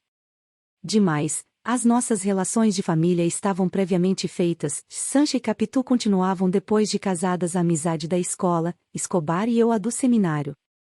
Eles moravam em Andaraí, aonde queriam que fossemos muitas vezes, e, não podendo ser tantas como desejávamos, íamos lá jantar alguns domingos, ou eles vinham fazê-lo conosco. Jantar é pouco, íamos sempre muito cedo, logo depois do almoço, para gozarmos o dia compridamente, e só nos separávamos às 9, 10 e 11 horas, quando não podia ser mais. Agora que penso naqueles dias de Andaraí e da Glória, sinto que a vida e o resto não sejam tão rijos como as pirâmides. Escobar e a mulher viviam felizes, tinham uma filhinha. Em tempo ouvi falar de uma aventura do marido, negócio de teatro, não sei que atriz ou bailarina, mas se foi certo, não deu escândalo. Sancha era modesta, o marido trabalhador. Como eu um dia dissesse a Escobar que lastimava não ter um filho, replicou-me: Homem, deixa lá, Deus os dará quando quiser, e se não der nenhum é que os quer para si, e melhor será que fiquem no céu. Uma criança, um filho é o complemento natural da vida. Virá, se for necessário. Não vinha. Capitu pedia-o em suas orações, eu mais de uma vez dava por mim a rezar e a pedi-lo. Já não era como em criança, agora pagava antecipadamente, como os aluguéis da casa. Capítulo 105 – Os braços. No mais, tudo corria bem. Capitu gostava de rir e divertir-se, e, nos primeiros tempos, quando íamos a passeios ou espetáculos, era como um pássaro que saísse da gaiola. Arranjava-se com graça e modéstia. Embora gostasse de joias, como as outras moças, não queria que eu lhe comprasse muitas nem caras, e um dia afligiu-se tanto que prometi não comprar mais nenhuma, mas foi só por pouco tempo. A nossa vida era mais ou menos plácida. Quando não estávamos com a família ou com amigos, ou se não íamos a algum espetáculo ou serão particular, e estes eram raros, passávamos as noites à nossa janela da glória, mirando o mar e o céu, a sombra das montanhas e dos navios, ou a gente que passava na praia. Às vezes, eu contava a Capitu a história da cidade, outras dava-lhe notícias de astronomia, notícias de amador que ela escutava atenta e curiosa, nem sempre tanto que não cochilasse um pouco. Não sabendo piano, aprendeu depois de casada, e depressa, e daí a pouco tocava nas casas de amizade. Na Glória era uma das nossas recreações, também cantava, mas pouco e raro, por não ter voz, um dia chegou a entender que era melhor não cantar nada e cumpriu o alvitre. De dançar gostava, e enfeitava-se com amor quando ia a um baile, os braços é que... Os braços merecem um período. Eram belos, e na primeira noite que os levou-nos a um baile, não creio que houvesse iguais na cidade, nem os seus, leitora, que eram então de menina, se eram nascidos, mas provavelmente estariam ainda no mármore, donde vieram, ou nas mãos do divino escultor. Eram os mais belos da noite, a ponto que me encheram de desvane acontecimento. Conversava mal com as outras pessoas, só para vê-los, por mais que eles se entrelaçassem aos das casacas alheias. Lá não foi assim no segundo baile, nesse, quando vi que os homens não se fartavam de olhar para eles, de os buscar, quase de os pedir, e que roçavam por eles as mangas pretas, fiquei vexado e aborrecido. Ao terceiro não fui, e aqui tive o apoio de Escobar, a quem confiei candidamente os meus tédios, concordou logo comigo. Sanchinha também não vai, ou irá de mangas compridas, o contrário parece-me indecente. Não é? Mas não diga o motivo, vão de chamar-nos seminaristas. Capitu já me chamou assim. Nem por isso deixei de contar a Capitu a aprovação de Escobar. Ela sorriu e respondeu que os braços de Sanchin eram mal feitos, mas cedeu depressa, e não foi ao baile, a outros foi, mas levou os meio vestidos de escomilha ou não sei que nem cobria nem descobria inteiramente, como o sendal de Camões. Capítulo 106, 10 libras esterlinas. Já disse que era poupada, ou fica dito agora, e não só de dinheiro mas também de coisas usadas, dessas que se guardam por tradição, por lembrança ou por saudade. Uns sapatos, por exemplo, uns sapatinhos rasos de fitas pretas que se cruzavam no peito do pé e princípio da perna, os últimos que usou antes de calçar botinas, trouxe-os para casa, e tirava-os de longe em longe da gaveta da comoda, com outras velharias, dizendo-me que eram pedaços de criança. Minha mãe, que tinha o mesmo gênio, gostava de ouvir falar e fazer assim. Quanto às puras economias de dinheiro, direi um caso, e basta ponto foi justamente por ocasião de uma lição de astronomia, a Praia da Glória. Sabes que alguma vez a fiz cochilar pouco. Uma noite perdeu-se em fitar o mar, com tal força e concentração, que me deu ciúmes. Você não me ouve, Capitu. Eu? Ouço perfeitamente. O que é que eu dizia? Você falava de Sírios. Qual Sírios, Capitu? Há 20 minutos que eu falei de Sírios. Falava de Marte, emendou ela apressada. Realmente, era de Marte, mas é claro que só apanhara o som da palavra, não o sentido. Fiquei sério, e o ímpeto que me deu foi deixar a sala. Capitu, ao percebê-lo, fez-se a mais mimosa das criaturas, começou-me na mão, confessou-me que estivera contando, isto é, somando uns dinheiros para descobrir certa parcela que não achava. Tratava-se de uma conversão de papel em ouro. A princípio supus que era um recurso para desenfadar-me, mas daí a pouco estava eu mesmo calculando também, já então com papel e lápis, sobre o joelho, e dava a diferença que ela buscava. Mas que libras são essas? Perguntei-lhe no fim. Capitu fitou-me rindo, e replicou que a culpa de romper o segredo era minha. Ergueu-se, foi ao quarto e voltou com 10 libras esterlinas, na mão, geram as sobras do dinheiro que eu lhe dava mensalmente para as despesas. Tudo isto? Não é muito, 10 libras só, já é o que a avarenta de sua mulher pôde arranjar, em alguns meses, concluiu fazendo tinir o ouro na mão. Quem foi o corretor? O seu amigo Escobar. Como é que ele não me disse nada? Foi hoje mesmo. Ele esteve cá. Pouco antes de você chegar, eu não disse para que você não desconfiasse. Tive vontade de gastar o dobro do ouro em algum presente comemorativo, mas Capitu deteve-me. Ao contrário, consultou-me sobre o que havíamos de fazer daquelas libras. São suas, respondi. São nossas, emendou. Pois você guarde-as. No dia seguinte, fui ter com Escobar ao armazém, e ri-me do segredo de ambos. Escobar sorriu e disse-me que estava para ir ao meu escritório contar-me tudo. A cunhadinha, continuava a dar este nome a Capitu, tinha-lhe falado naquilo por ocasião da nossa última visita a Andaraí, e disse-lhe a razão do segredo. Quando contei isto a Sanchinha, concluiu ele, ficou espantada. Como é que Capitu pode economizar, agora que tudo está tão caro? Não sei, filha, sei que arranjou 10 libras. Vê se ela aprende também. Não creio, Sanchinha não é gastadeira, mas também não poupada, o que lhe dou chega, mas só chega. Eu, depois de alguns instantes de reflexão. Capitu é um anjo. Escobar concordou de cabeça, mas sem entusiasmo, como quem sentia não poder dizer o mesmo da mulher. Assim pensaria Zeme também, tão certo é que as virtudes das pessoas próximas nos dão-te ou qual vaidade, orgulho ou consolação. Capítulo 107, Ciúmes do mar. Se não fosse a astronomia, não descobriria eu tão cedo as 10 libras de Capitu, mas não é por isso que torno a ela. É para que não cuides que a vaidade de professor é que me fez padecer com a desatenção de Capitu e ter ciúmes do mar. Não, meu amigo. Venho explicar-te que tive tais ciúmes pelo que podia estar na cabeça de minha mulher, não fora ou acima dela. É sabido que as distrações de uma pessoa podem ser culpadas, metade culpadas, 1/3, 1/5, 1/10 de culpadas, pois que em matéria de culpa a graduação é infinita. A recordação de uns simples olhos basta para fixar outros que os recordem e se deleitem com a imaginação deles. Não é mister pecado efetivo e mortal, nem papel trocado, simples palavra, aceno, suspiro ou sinal ainda mais miúdo e leve. Um anônimo ou anônima que passe na esquina da rua faz com que metamos Sírios dentro de Marte, e tu sabes, leitor, a diferença que há de um a outro na distância e no tamanho, mas a astronomia tem dessas confusões.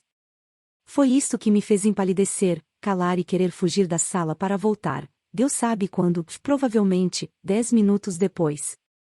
10 minutos depois, estaria eu outra vez na sala, ao piano ou à janela, continuando a lição interrompida. Marte está à distância de tão pouco tempo? Sim, tão pouco tempo, 10 minutos. Os meus ciúmes eram intensos, mas curtos, e com pouco derrubaria tudo, mas com o mesmo pouco ou menos reconstruiria o céu, a terra e as estrelas.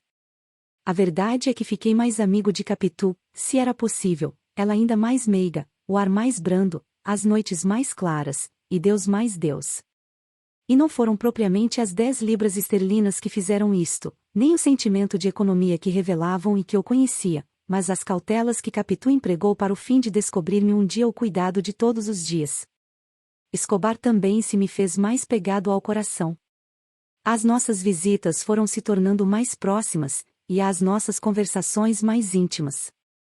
Capítulo 108 – Um filho. Pois nem tudo isso me matava a sede de um filho, um triste menino que fosse, amarelo e magro, mas um filho próprio da minha pessoa. Quando íamos a Andaraí e víamos a filha de Escobar e Sancha, familiarmente Capituzinha, por diferençá-la de minha mulher, visto que lhe deram o mesmo nome à pia, ficávamos cheios de invejas. A pequena era graciosa e gorducha, faladeira e curiosa. Os pais, como os outros pais, contavam as travessuras e agudezas da menina, e nós, quando voltávamos à noite para a glória, vínhamos suspirando às nossas invejas, e pedindo mentalmente ao céu que nolas matasse. As invejas morreram, as esperanças nasceram, e não tardou que viesse ao mundo o fruto delas. Não era escasso nem feio, como eu já pedia, mas um rapagão robusto e lindo. A minha alegria quando ele nasceu, não sei dizê-la, nunca a tive igual, nem creio que a possa haver idêntica, ou que de longe ou de perto se pareça com ela. Foi uma vertigem e uma loucura. Não cantava na rua por natural vergonha, nem em casa para não afligir Capitu convalescente. Também não caía, porque há um Deus para os pais novos. Fora, vivia com o espírito no menino, em casa, com os olhos a observá-lo, a mirá-lo, a perguntar-lhe de onde vinha, e por que é que eu estava tão inteiramente nele, e várias outras tolices sem palavras, mas pensadas ou deliradas a cada instante. Talvez perdi algumas causas no touro por descuido. Capitu não era menos terna para ele e para mim. Dávamos as mãos um ao outro, e, quando não olhávamos para o nosso filho, conversávamos de nós, do nosso passado e do nosso futuro. As horas de maior encanto e mistério eram as de amamentação. Quando eu via o meu filho chupando o leite da mãe, e toda aquela união da natureza para a nutrição e vida de um ser que não fora nada, mas que o nosso destino afirmou que seria, e a nossa constância e o nosso amor fizeram que chegasse a ser. Ficava que não sei dizer nem digo, positivamente não me lembra, e receio que o que dissesse me saísse escuro. Escusai minúcias. Assim que, não é preciso contar a dedicação da minha mãe e de Sancha, que também foi passar com Capitu os primeiros dias e noites. Quis rejeitar o obséquio de Sancha, respondeu-me que eu não tinha nada com isso, também Capitu, em solteira, fora tratá-la à Rua dos Inválidos. Não se lembra que o senhor foi lá vê-la?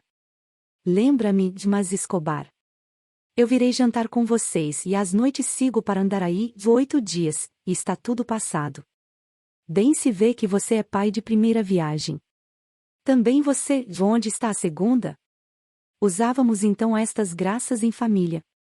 Hoje, que me recolhi à minha casmurrice, não sei se ainda há tal linguagem, mas deve haver.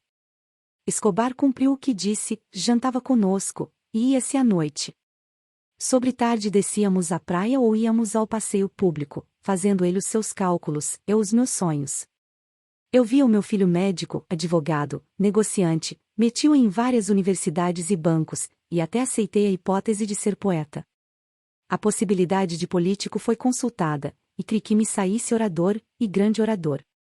Pode ser, redarguia Escobar, que ninguém diria o que veio a si Demóstenes. Escobar acompanhava muitas vezes as minhas criancices, também interrogava o futuro. Chegou a falar da hipótese de casar o pequeno com a filha. A amizade existe, esteve toda nas mãos com que apertei as de Escobar, ao ouvir-lhe isto, e na total ausência de palavras com que ali assinei o pacto, estas vieram depois, de atropelo, afinadas pelo coração, que batia com grande força. Aceitei a lembrança, e propus que os encaminhássemos a este fim, pela educação igual e comum, pela infância unida e correta. Era minha ideia que Escobar fosse padrinho do pequeno, a madrinha devia ser e seria minha mãe. Mas a primeira parte se trocou por intervenção do tio Cosme, que, ao ver a criança, disse-lhe entre outros carinhos: Anda, toma a bênção a teu padrinho, velhaco. E, voltando-se para mim: Não desisto do favor, e há de ser depressa o batizado, antes que a minha doença me leve de vez. Contei discretamente a anedota a Escobar, para que ele me compreendesse e desculpasse, riu-se e não se magoou. Fez mais, quis que o almoço do batizado fosse na chácara dele, e foi. Eu ainda tentei espaçar a cerimônia a ver se tio Cosme sucumbia primeiro à doença, mas parece que esta era mais de aborrecer que de matar. Não houve remédio senão levar o menino à pia, onde se lhe deu o nome de Ezequiel, filho de Escobar, e eu quis suprir deste modo a falta de compadrio. Capítulo 109 Um filho único. Ezequiel, quando começou o capítulo anterior, não era ainda gerado, quando acabou era cristão e católico.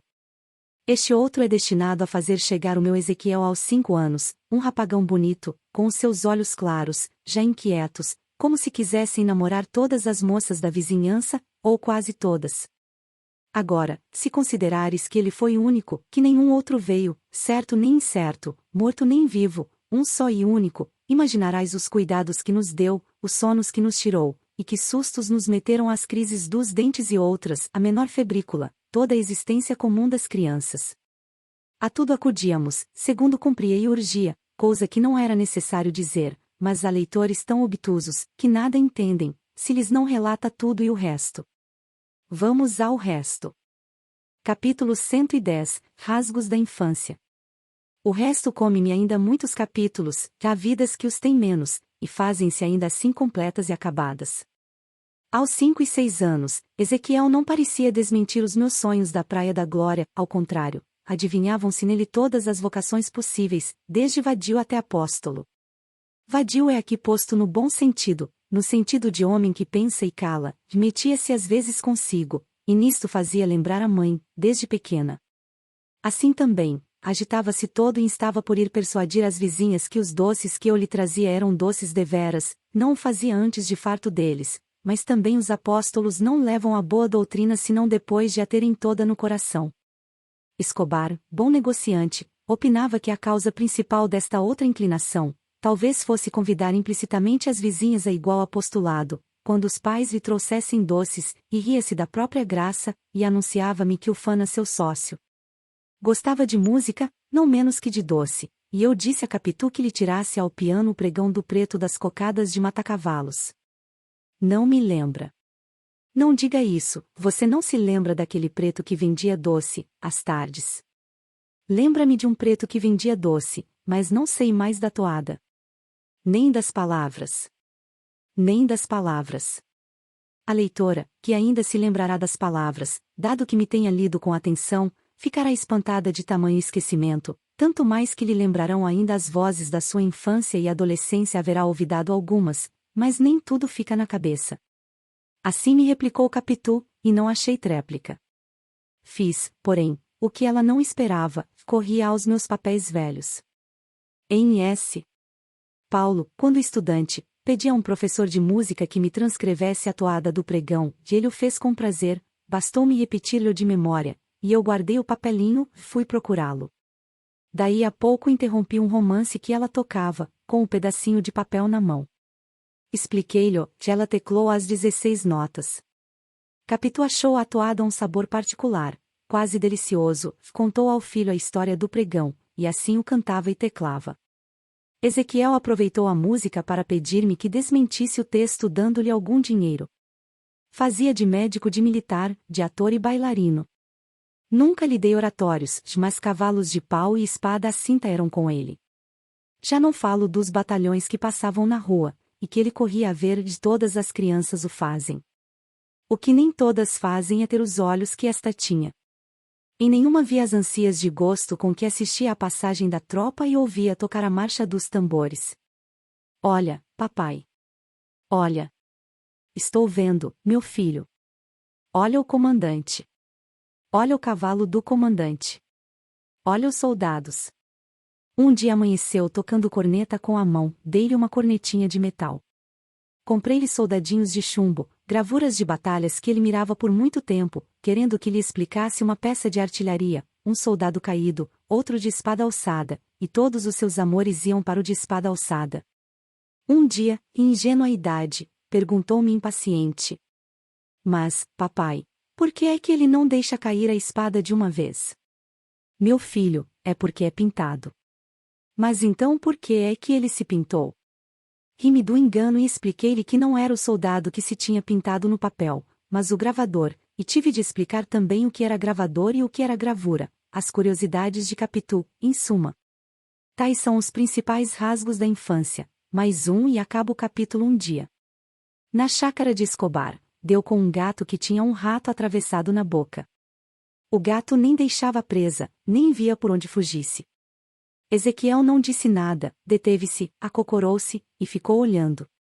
Ao vê-lo assim atento, perguntamos-lhe de longe o que era, e fez-nos sinal que nos calássemos.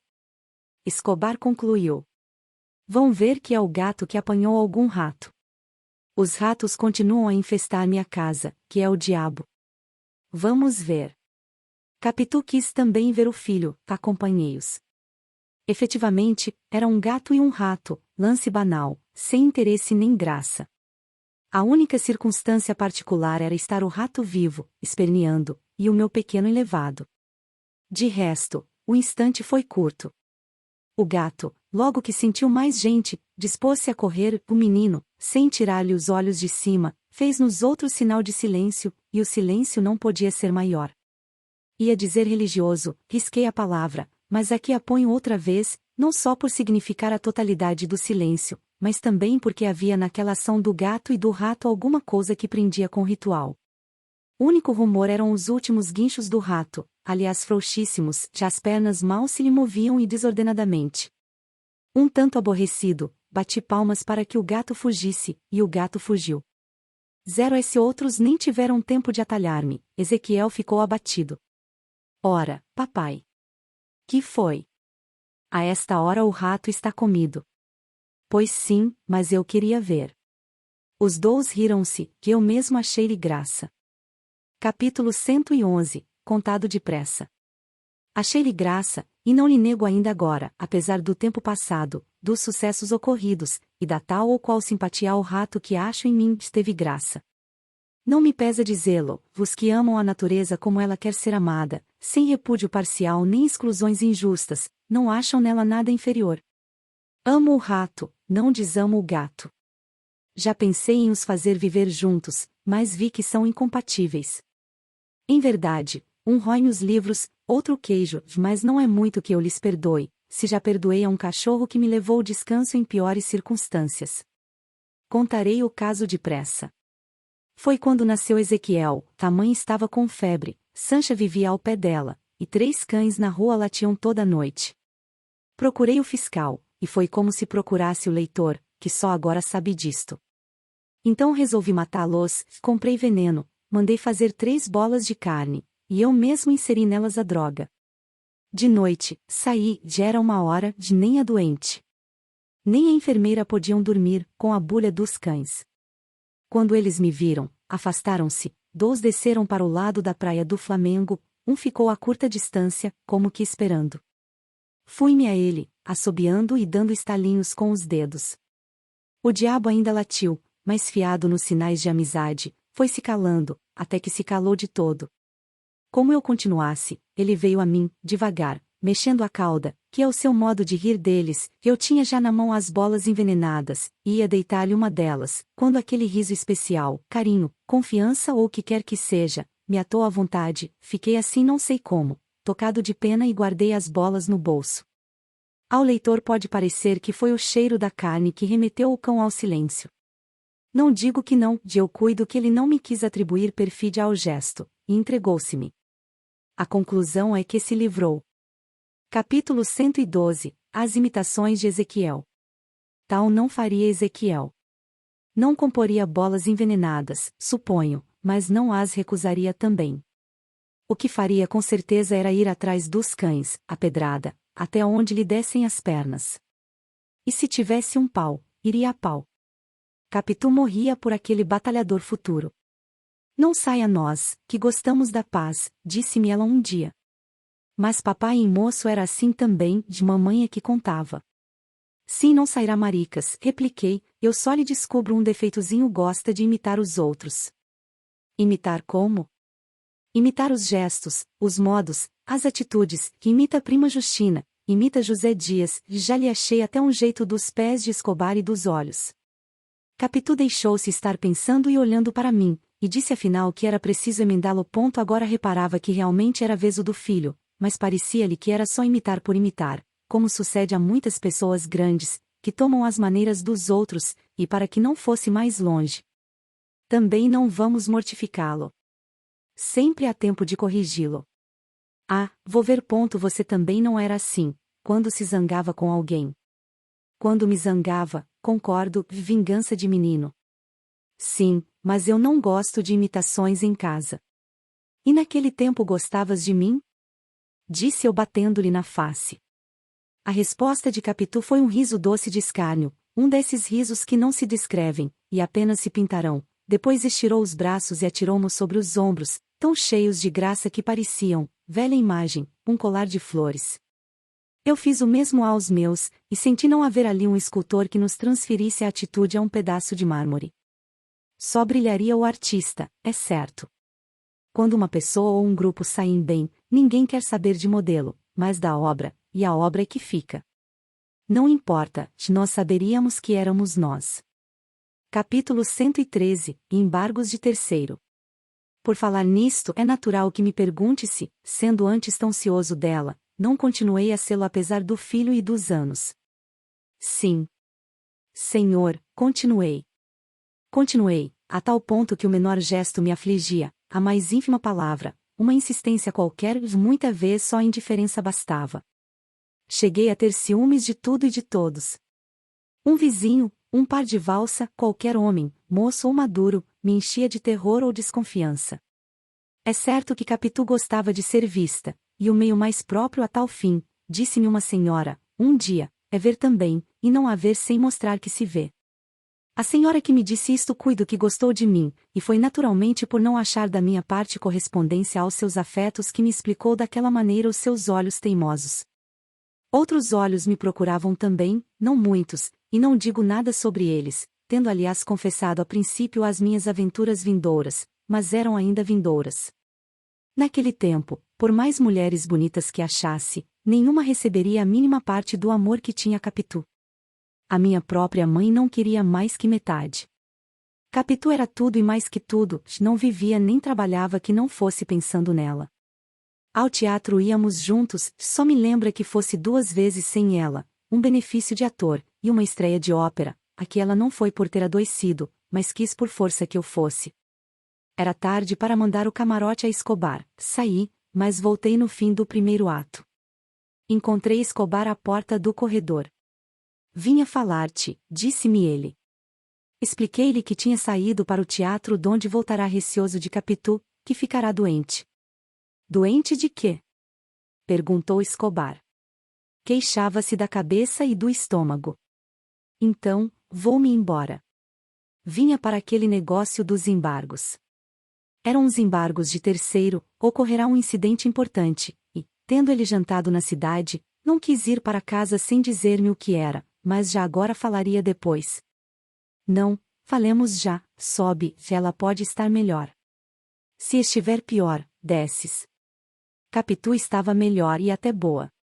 Confessou-me que apenas tivera uma dor de cabeça de nada, mas agravar o padecimento para que eu fosse divertir-me. Não falava alegre, o que me fez desconfiar que mentia, para mim não meter medo, mas jurou que era verdade pura. Escobar sorriu e disse: a cunhadinha está tão doente como você ou eu. Vamos aos embargos. Capítulo 114, em que se explica o explicado. Antes de ir aos embargos, expliquemos ainda um ponto que já ficou explicado, mas não bem explicado. Viste que eu pedi, capítulo 110, a um professor de música de S. Paulo que me escrevesse a toada daquele pregão de doces de mata-cavalos. Em si, a matéria é xoxa, e não vale a pena de um capítulo, quanto mais doce, mas há matérias tais que trazem ensinamentos interessantes, se não agradáveis. Expliquemos o explicado. Capitu e eu tínhamos jurado não esquecer mais aquele pregão, foi em momento de grande ternura, e o tabelião divino sabe as coisas que se juram em tais momentos, ele que as registra nos livros eternos. Você jura? Juro, disse ela estendendo tragicamente o braço. Aproveitei o gesto para beijar-lhe a mão, que estava ainda no seminário. Quando fui para São Paulo, querendo um dia relembrar a toada, vi que a ia perdendo inteiramente, consegui recordá-la e corri ao professor, que me fez o obséquio de a escrever no pedacinho de papel. Foi para não faltar ao juramento que fiz isto. Mas hás de crer que quando corri aos papéis velhos, naquela noite da glória, também não me lembrava já da toada nem do texto? Fiz-me de pontual ao juramento, e este é que foi o meu pecado, esquecer, qualquer esquece. Ao certo, ninguém sabe se há de manter ou não um juramento. Coisas futuras. Portanto, a nossa Constituição política, transferindo o juramento à afirmação simples, é profundamente moral. Acabou com um pecado terrível. Faltar ao compromisso é sempre infidelidade, mas alguém que tenha mais temor a Deus que aos homens não lhe importará mentir, uma vez ou outra, desde que não mete a alma no purgatório. Não confundam purgatório com inferno, que é o eterno naufrágio. Purgatório é uma casa de penhores, que empresta sobre todas as virtudes, a juro alto e prazo curto. Mas os prazos renovam-se, até que um dia uma ou duas virtudes medianas pagam todos os pecados grandes e pequenos. Capítulo 115, Dúvidas sobre dúvidas. Vamos agora aos embargos. E por que iremos aos embargos? Deus sabe o que custa escrevê-los, quanto mais contá-los. Da circunstância nova que Escobar me trazia apenas digo o que lhe disse então, isto é, que não valia nada. Nada? Quase nada. Então vale alguma coisa. Para reforçar as razões que já temos, vale menos que o chá que você vai tomar comigo. É tarde para tomar chá. Tomaremos depressa. Tomamos depressa. Durante ele, Escobar olhava para mim descerfiado, como se cuidasse que eu recusava a circunstância nova para forrar-me a escrevê-la, mas tal suspeita não ia com a nossa amizade. Quando ele saiu, referi as minhas dúvidas a Capitu, e ela as desfez com a arte fina que possuía, um jeito, uma graça toda sua, capaz de dissipar as mesmas tristezas de Olímpio. Seria o negócio dos embargos, concluiu, e ele que veio até aqui, a esta hora, é que está impressionado com a demanda. Tens razão. Palavra puxa palavra, falei de outras dúvidas. Eu era então um poço delas, coachavam dentro de mim, como verdadeiras rãs, a ponto de me tirarem o sono algumas vezes. Disse-lhe que começava a achar minha mãe um tanto fria e arredia com ela. Pois aqui mesmo valeu a arte fina de Capitu. Já disse a você o que é, coisas de sogra. Mamãezinha tem ciúmes de você, logo que eles passem e as saudades aumentem, ela torna a ser o que era. Em lhe faltando o neto. Mas eu tenho notado que já é fria também com Ezequiel. Quando ele vai comigo, mamãe não lhe faz as mesmas graças. Quem sabe se não anda doente? Vamos nós jantar com ela amanhã? Vamos. Não. Pois vamos. Fomos jantar com a minha velha. Já lhe podia chamar assim, posto que os seus cabelos brancos não fossem todos nem totalmente, e o rosto estivesse comparativamente fresco, era uma espécie de mocidade quinquagenária ou de ancianidade viçosa, a escolha.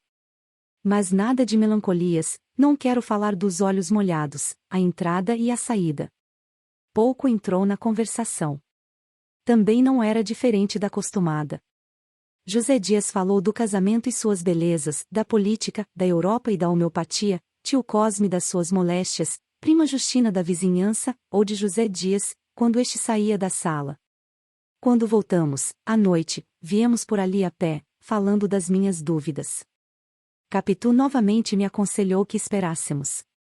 Sogras eram todas assim, de lá vinham um dia e mudavam. Ao passo que me falava, recrudescia de ternura. Dali em diante foi cada vez mais doce comigo, não me ia esperar à janela, para não espertar-me os ciúmes, mas quando eu subia, via no alto da escada, entre as grades da cancela, a cara deliciosa da minha amiga e esposa, risonha como toda a nossa infância. Ezequiel às vezes estava com ela, nós o havíamos acostumado a ver o ósculo da chegada e da saída. E ele enchia-me a cara de beijos. Capítulo 116, Filho do Homem. Apalpei José Dias sobre as maneiras novas de minha mãe, ficou espantado. Não havia nada, nem podia haver coisa nenhuma, tantos eram os louvores incessantes que ele ouvia, a bela e virtuosa Capitu. Agora, quando os ouço, entro também no coro, mas a princípio ficava envergonhadíssimo. Para quem chegou, como eu, a renegar deste casamento, era duro confessar que ele foi uma verdadeira bênção do céu. Que digna senhora nos saiu a criança travessa de mata-cavalos. O pai é que nos separou um pouco, enquanto não nos conhecíamos, mas tudo acabou em bem. Pois, sim, senhor, quando dê glória elogia a sua nora e comadre. Então mamãe? Perfeitamente. Mas, por que é que não nos visita há tanto tempo? Creio que tem andado mais achacada dos seus reumatismos. Este ano tem feito muito frio. Imagine a aflição dela, que andava o dia inteiro, agora é obrigada a estar quieta, ao pé do irmão, que lá tem o seu mal. Quis observar-lhe que tal razão explicava a interrupção das visitas, e não a frieza quando íamos nós a mata-cavalos, mas não estendi tão longe a intimidade do agregado. José Dias pediu para ver o nosso profetazinho, assim chamava Ezequiel, e fez-lhe as festas do costume. Desta vez falou ao modo bíblico, estivera na véspera a folhear o livro de Ezequiel, como soube depois, e perguntava-lhe, como vai isso, filho do homem? Dize-me, filho do homem, onde estão os teus brinquedos? Queres comer doce, filho do homem? Que filho do homem é esse? Perguntou-lhe Capitu agastada. São os modos de dizer da Bíblia. Pois eu não gosto deles, replicou ela com aspereza. Tem razão, Capitu concordou agregado. Você não imagina como a Bíblia é cheia de expressões cruas e grosseiras. Eu falava assim para variar. Tu como vais, meu anjo? Meu anjo, como é que eu ando na rua? Não, atalhou Capitu, já lhe vou tirando esse costume de imitar os outros. Mas tem muita graça, já a mim, quando ele copia os meus gestos, parece-me que sou eu mesmo, pequenino. Outro dia chegou a fazer um gesto de deglória, tão bem que ela lhe deu um beijo em paga. Vamos, como é que eu ando? Não, Ezequiel, disse eu, mamãe não quer. Eu mesmo achava feio tal cestro. Alguns dos gestos já lhe iam ficando mais repetidos, como os das mãos e pés de Escobar, ultimamente, até apanhar o modo de voltar a cabeça deste, quando falava, e o de deixá-la cair, quando ria. Capitu ralhava. Mas o menino era travesso, como o diabo, apenas começamos a falar de outra coisa, saltou ao meio da sala, dizendo a José Dias. O senhor anda assim. Não podemos deixar de rir, eu mais que ninguém. A primeira pessoa que fechou a cara, que o repreendeu e chamou a si foi Capitu. Não quero isso, ouviu? Capítulo 117, Amigos próximos. Já então Escobar deixará Andaraí e comprará uma casa no Flamengo, casa que ainda ali vi, há dias, quando me deu na gana experimentar se as sensações antigas estavam mortas ou dormiam só. Não posso dizê-lo bem, porque os sonos, quando são pesados, confundem vivos e defuntos, a não ser a respiração. Eu respirava um pouco, mas pode ser que fosse do mar, meio agitado. Enfim, passei, acendi um charuto, e dei por mim no catete. Tinha subido pela Rua da Princesa, uma rua antiga, ou ruas antigas. Ó casas antigas! Ó pernas antigas! Todos nós éramos antigos, e não é preciso dizer que no mau sentido, no sentido de velho e acabado. Velha é a casa, mas não lhe alteraram nada. Não sei até se ainda tem o mesmo número. Não digo que número é para não irem indagar e cavar a história. Não é que Escobar ainda lá mora nem sequer viva, morreu pouco depois, por um modo que hei de contar. Enquanto viveu, uma vez que estávamos tão próximos, tínhamos por assim dizer uma só casa, eu vivia na dele, ele na minha, e o pedaço de praia entre a Glória e o Flamengo era como um caminho de uso próprio e particular. Fazia-me pensar nas 2 casas de mata-cavalos, com o seu muro de permeio. Um historiador da nossa língua, creio que João de Barros, põe na boca de um rei bárbaro algumas palavras mansas. Quando os portugueses lhe propunham estabelecer ali ao pé uma fortaleza, dizia o rei que os bons amigos deviam ficar longe uns dos outros, não perto, para se não zangarem como as águas do mar que batiam furiosas no rochedo que eles viam dali. Que a sombra do escritor me perdoe, se eu duvido que o rei dissesse tal palavra nem que ela seja verdadeira. Provavelmente foi o mesmo escritor que a inventou para adornar o texto, e não fez mal, porque é bonita, realmente, é bonita. Eu creio que o mar então batia na pedra, como é seu costume, desde Ulisses e antes. Agora que a comparação seja verdadeira é que não. Seguramente há inimigos contíguos, mas também há amigos de perto e do peito. E o escritor esquecia, salvo se ainda não era do seu tempo, esquecia o adágio, longe dos olhos, longe do coração. Nós não podíamos ter os corações agora mais perto. As nossas mulheres viviam na casa uma da outra, nós passávamos as noites cá ou lá conversando, jogando ou mirando o mar. Os 2 pequenos passavam dias, ora no Flamengo, ora na Glória. Como eu observasse que podia acontecer com eles o que se dera entre mim e Capitu, acharam todos que sim, e Sancha acrescentou que até já se iam parecendo. Eu expliquei. Não, já é porque Ezequiel imita os gestos dos outros. Escobar concordou comigo, e insinuou que alguma vez as crianças que se frequentam muito acabam parecendo-se umas com as outras. Opinei de cabeça, como me sucedia nas matérias que eu não sabia bem nem mal. Tudo podia ser. O certo é que eles se queriam muito, e podiam acabar casados, mas não acabaram casados. Capítulo 118, A mão de Sancha. Tudo acaba, leitor, já é um velho truísmo, a que se pode acrescentar que nem tudo o que dura muito tempo. Esta segunda parte não acha crentes fáceis, ao contrário, a ideia de que um castelo de vento dura mais que o mesmo vento de que é feito, dificilmente se despegará da cabeça, e é bom que seja assim, para que se não perca o costume daquelas construções quase eternas. O nosso castelo era sólido, mas um domingo. Na véspera tínhamos passado a noite no Flamengo, não só os 2 casais inseparáveis, como ainda o agregado e prima Justina. Foi então que Escobar, falando-me à janela, disse-me que fossemos lá jantar no dia seguinte, precisávamos falar de um projeto em família, um projeto para os 4. Para os 4. Uma contradança. Não. Não és capaz de adivinhar o que seja, nem eu digo. Vem amanhã. Sancha não tirava os olhos de nós durante a conversa, ao canto da janela. Quando o marido saiu, veio ter comigo. Perguntou-me de que é que faláramos, disse-lhe que de um projeto que eu não sabia qual fosse, ela pediu-me segredo e revelou-me o que era, uma viagem à Europa dali a 2 anos. Disse isto de costas para dentro, quase suspirando. O mar batia com grande força na praia, havia ressaca. Vamos todos? Perguntei por fim. Vamos. Sancha ergueu a cabeça e olhou para mim com tanto prazer que eu, graças às relações dela e Capitu, não se me daria beijá-la na testa.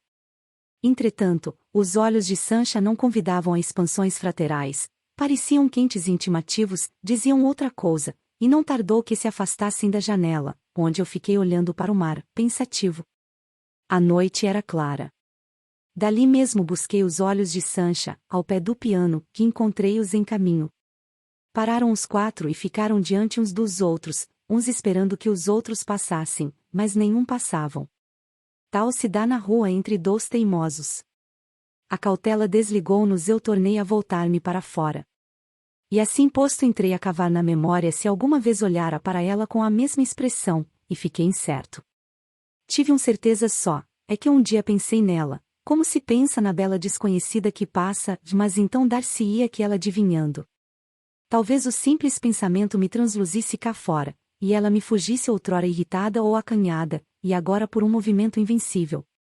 Invencível, esta palavra foi como uma bênção de padre à missa, que a gente recebe e repete em si mesma.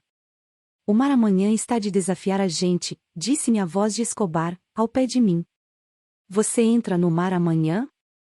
Tenho entrado com mares maiores, muito maiores. Você não imagina o que é um bom mar em hora bravia. É preciso nadar bem, como eu, e ter estes pulmões, disse ele batendo no peito, e estes braços, apalpa. Apalpei-lhe os braços, como se fossem os de Sancha. Custa-me esta confissão, mas não posso suprimi-la, era jarretar a verdade. Nem só os apalpei com essa ideia, mas ainda senti outra coisa, achei-os mais grossos e fortes que os meus, e tive-lhes inveja, acresce que sabiam nadar. Quando saímos, tornei a falar com os olhos à dona da casa. A mão dela apertou muito a minha, e demorou-se mais que de costume. A modéstia pedia então, como agora, que eu visse naquele gesto de Sancha uma sanção ao projeto do marido e um agradecimento. Assim devia ser. Mas o fluido particular que me correu todo o corpo desviou de mim a conclusão que deixo escrita. Senti ainda os dedos de Sancha entre os meus, apertando uns aos outros. Foi um instante de vertigem e de pecado. Passou depressa no relógio do tempo, quando cheguei o relógio ao ouvido, trabalhavam só os minutos da virtude e da razão. Uma senhora deliciosíssima, concluiu José Dias um discurso que vinha fazendo. Deliciosíssima. Repeti com algum ardor que moderei logo, emendando-me, realmente, uma bela noite. Como devem ser todas as daquela casa, continuou agregado. Cá fora, não, cá fora o mar está zangado, escute. Ouvia-se o mar forte, como já se ouvia de casa, a ressaca era grande e, à distância, viam-se crescer as ondas. Capitu e prima Justina, que iam adiante, detiveram-se numa das voltas da praia, e fomos conversando os quatro, mas eu conversava mal. Não havia meio de esquecer inteiramente a mão de Sancha nem os olhos que trocamos. Agora achava-lhes isto, agora aquilo. Os instantes do Dao intercalavam-se nos minutos de Deus, e o relógio foi assim marcando alternativamente a minha perdição e a minha salvação. José Dias despediu-se de nós à porta. Prima Justina dormiu em nossa casa, iria embora, no dia seguinte, depois do almoço e da missa. Eu recolhi-me ao meu gabinete, onde me demorei mais que de costume. O retrato de Escobar, que eu tinha ali, ao pé do de minha mãe, falou-me como se fosse a própria pessoa. Combati sinceramente os impulsos que trazia do Flamengo, rejeitei a figura da mulher do meu amigo, e chamei-me desleal. Demais, quem me afirmava que houvesse alguma intenção daquela espécie no gesto da despedida e nos anteriores? Tudo podia ligar-se ao interesse da nossa viagem. Sancha e Capitu eram tão amigas que seria um prazer mais para elas irem juntas. Quando houvesse alguma intenção sexual, quem me provaria que não era mais que uma sensação fulgurante, destinada a morrer com a noite e o sono? Há remorsos que não nascem de outro pecado, nem têm maior duração. Agarrei-me a esta hipótese que se conciliava com a mão de Sancha, que eu sentia de memória dentro da minha mão, quente e demorada, apertada e apertando. Sinceramente, eu achava-me mal entre um amigo e a atração. A timidez pode ser que fosse outra causa daquela crise, não é só o céu que dá as nossas virtudes, a timidez também, não contando o acaso, mas o acaso é um mero acidente, a melhor origem delas é o céu. Entretanto, como a timidez vem do céu, que nos dá a compleicão, a virtude, filha dela, é, genealogicamente, o mesmo sangue celestial. Assim refletiria se pudesse, mas a princípio vaguei à toa. Paixão não era nem insinuação. Capricho seria o quê? Ao fim de 20 minutos era nada, inteiramente nada. O retrato de Escobar pareceu falar-me, vi-lhe a atitude franca e simples, sacudi a cabeça e fui deitar-me. Capítulo 119. Não faça isso, querida. A leitora, que é minha amiga e abriu este livro com o fim de descansar da cavatina de ontem para a valsa de hoje, quer fechá-lo às pressas, ao ver que beiramos um abismo. Não faça isso, querida, que eu mudo de rumo. Capítulo 120. Os Autos. Na manhã seguinte acordei livre das abominações da véspera, chamei-lhes alucinações, tomei café, percorri os jornais e fui estudar uns autos. Capitu e prima Justina saíram para a missa das 9, na Lapa. A figura de Sancha desapareceu inteiramente no meio das alegações da parte adversa, que eu ia lendo nos autos, alegações falsas, inadmissíveis, sem apoio na lei nem nas praxes. Vi que era fácil ganhar a demanda, consultei Dalóis, Pereira e Souza. Uma só vez olhei para o retrato de Escobar. Era uma bela fotografia tirada um ano antes. Estava de pé, sobre casaca abotoada, a mão esquerda no dorso de uma cadeira, a direita metida ao peito, o olhar ao longe para a esquerda do espectador. Tinha garbo e naturalidade. A moldura que lhe mandei pôr não encobria a dedicatória, escrita embaixo, não nas costas do cartão, ao meu querido Bentinho, seu querido Escobar, 20 de abril de 70. Estas palavras fortaleceram-me os pensamentos daquela manhã, e espancaram de todo as recordações da véspera. Naquele tempo a minha vista era boa, e eu podia lê-las do lugar em que estava. Tornei aos autos.